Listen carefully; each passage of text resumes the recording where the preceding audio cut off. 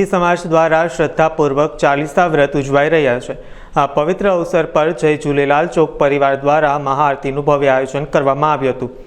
પૂજ્ય સંતોની વિશેષ ઉપસ્થિતિમાં સમસ્ત સિંધી સમાજના ભાઈઓ બહેનોની શ્રદ્ધાપૂર્વક ભાગીદારીથી આ પ્રસંગ વધુ પાવન બન્યો હતો। આ ઉપરાંત ભાવનગર સ્થિત સમસ્ત સિંધી સમાજના ભાઈઓ અને બહેનોએ પવિત્ર પ્રસંગે ઉપસ્થિત રહી કાર્યક્રમનો લાભ લીધો હતો।